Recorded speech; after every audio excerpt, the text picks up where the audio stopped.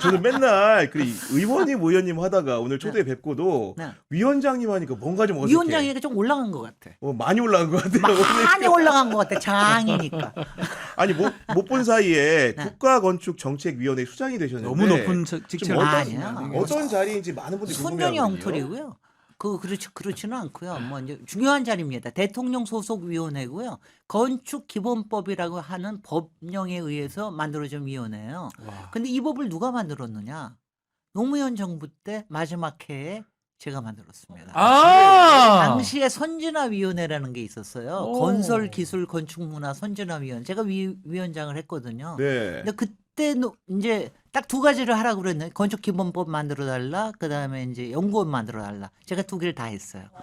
그래서 이제 건축 기본법은 노무현 대통령이 정말 완전 서포트 해 주셔서 된 거고 당시에 어느 정도냐면 산자부 반대하죠. 문체부 반대하죠. 하물며 국토부도 반대해. 그런 국토부가? 와중에도 20년 전에는 뭐냐 하면은요. 다 토목이 잡고 있을 때야. 그러니까 건축이 이렇게 올라가는 게 싫다 이거예요. 그래가지고 제가 이제 대통령 붙들고 막 해가지고 대통령이 회의 저기를 해가지고 야 산자부 니네 문체부 입 다물어라.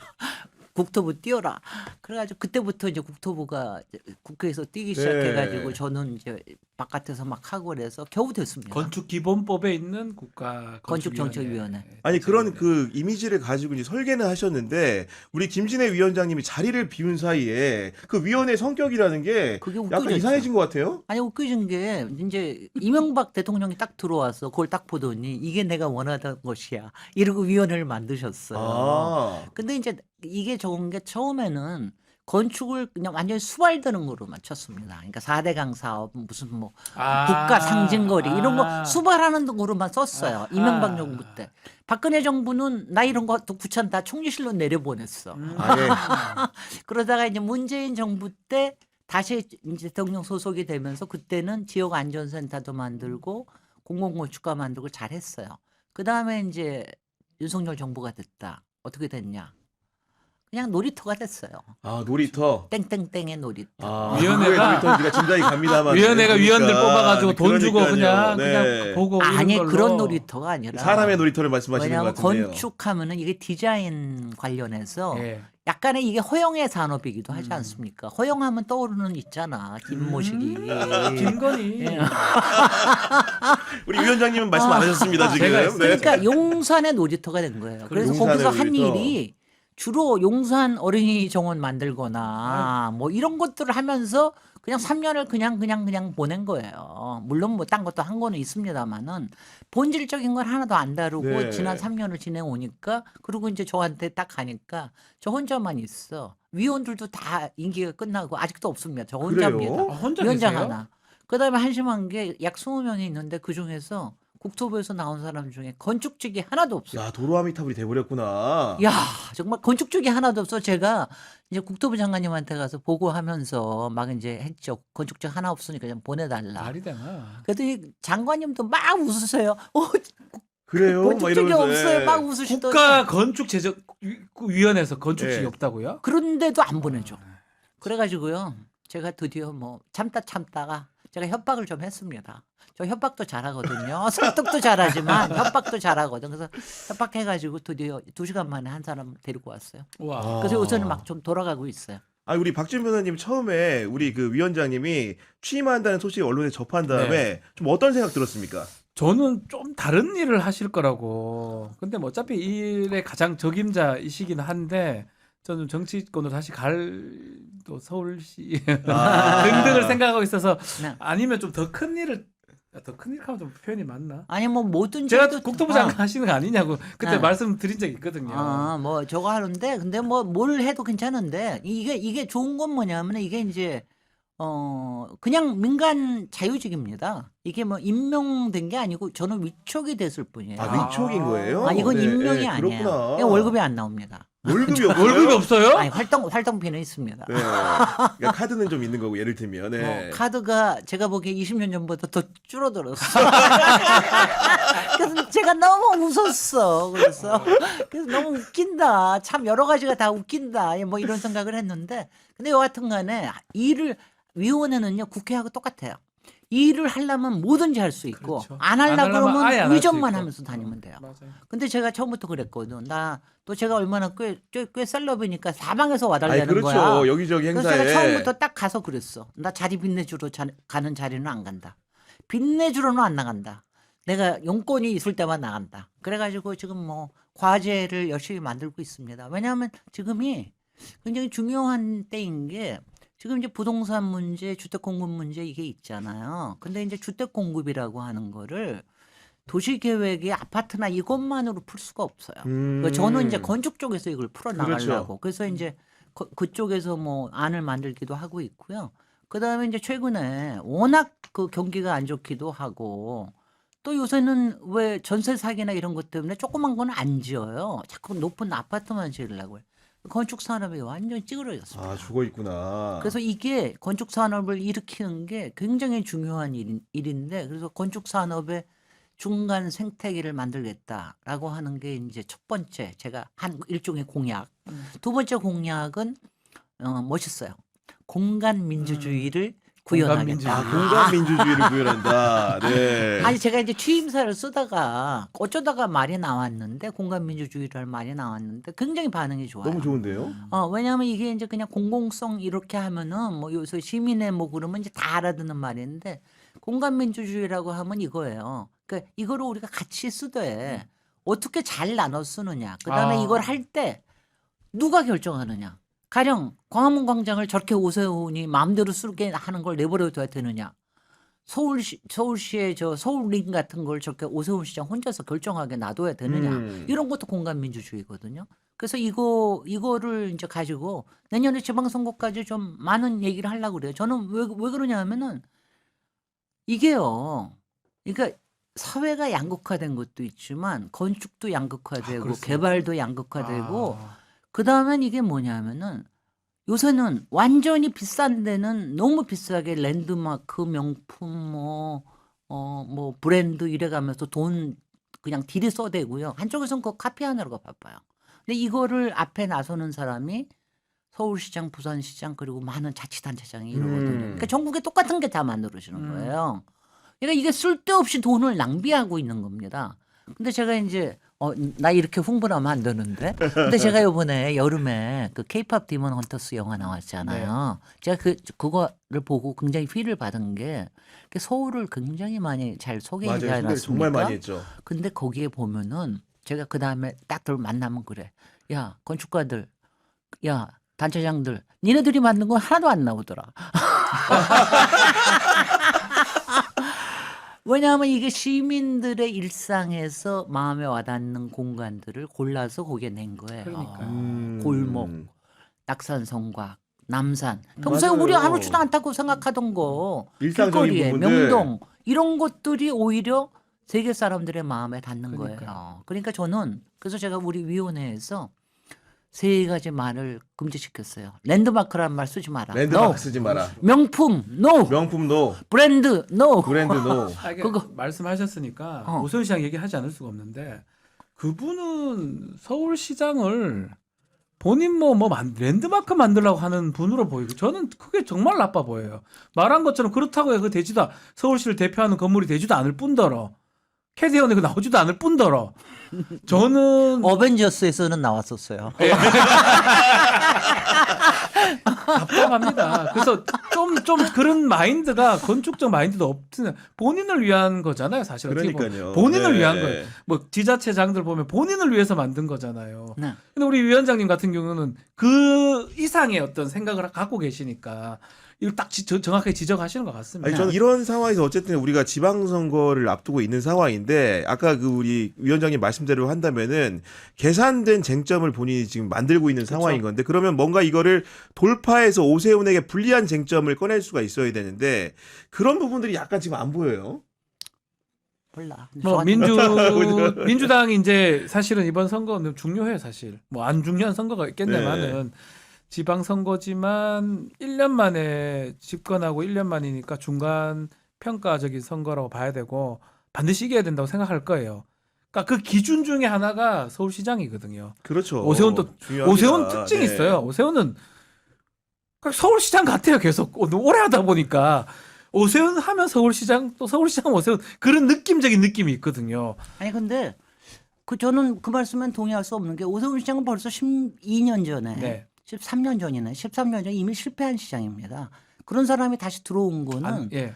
맨 처음에 들어올 때는 이제 이명박 효과로 2번 당선됐고 이제 10년 뒤에는 정말 기적같이 생활해 온 거죠. 네. 이번엔 윤석열 때문에 2번 당선이 두번 된 된 거죠. 거긴데 이번에 부동산으로 어떻게든 돌파해 보려고 그러는 것 같은데 네, 쉽지 맞아요. 않을 거고요. 음. 저는 솔직히는 왜냐하면 자꾸 뭐 서울을 꼭 이겨야 된다 뭐 한다 막 얘기하는 것보다 저는 절박한 게 있어요.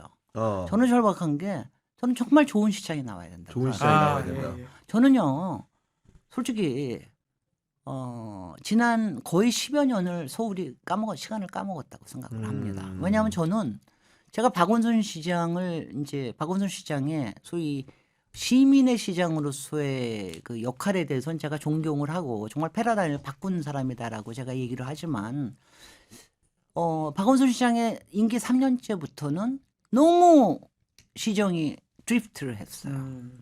그거 문제가 다시 이제 생김새를 다시 얘기해야 되는데 박원순 시장은 너무 개발 친화적이 아니야. 너무 아니야. 왜냐하면 본인이 앞에서 얘기할 땐 나도 그거 필요해요 얘기해놓고 뒤로 가면은 이제 많이 반대하는 사람이 있으면 스태프들이. 그러면은 푹 꺼져버려요.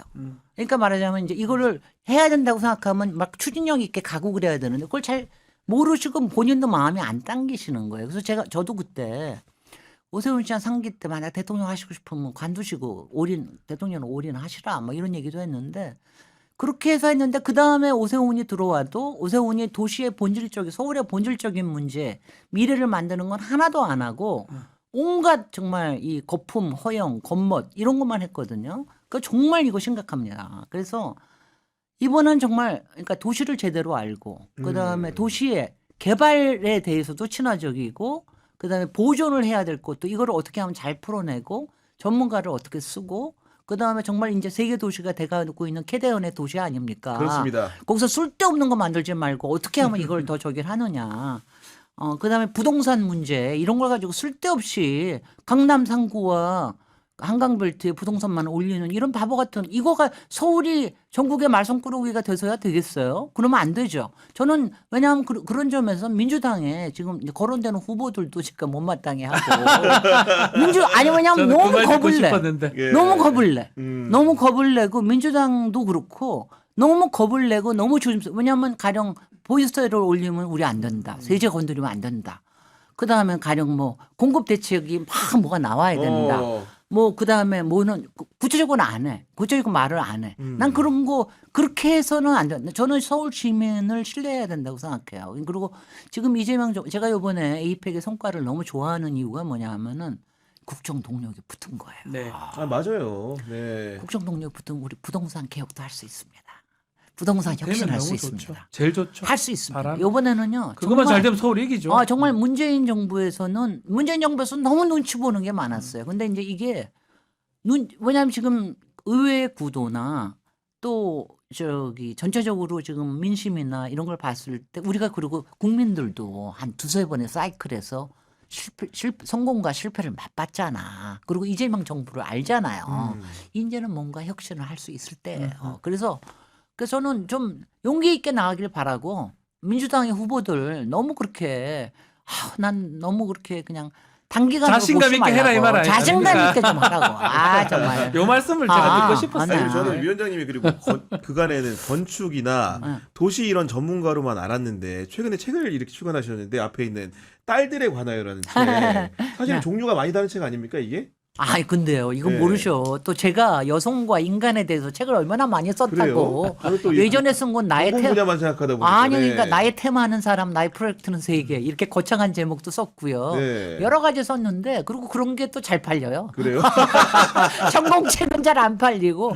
근데 이번에 이제 딸 데려가나요? 한 달 전에 냈는데, 그리고 다음 달에 우리 네, 제가 박지훈 독 콘서트도 하신다면서요 네, 보니까. 저도 네, 잠깐 독 콘서트 하는데 이게 딸바보 아빠라는 걸 네. 제가 알았거든요. 그래서 섭외를 했어요. 네. 딸 가진 오윤혜와 네. 그렇구나. 딸인 권민정 아나운서와 네. 딸바보 아빠 셋 해가지고 이제 재밌게 놀 것 같은데 많이 참석해 주시고요. 네.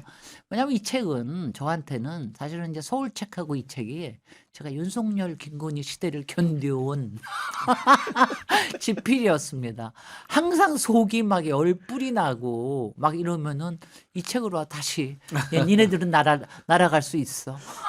막 이래가면서 네. 마음의 위로를 저한테는 힐링 프로젝트였어요. 저는 그 책에 등장하는 표현 중에서 네. 본인의 부캐는 이제 진해 형님이라고 하시면서 네. 나의 그럼 본캐는 진해 언니일까 이런 표현이 등장하잖아요. 네, 네. 그게 좀 어떤 맥락인 겁니까? 아니 그러니까 제가 뭐 본캐는 지네 언니겠지요.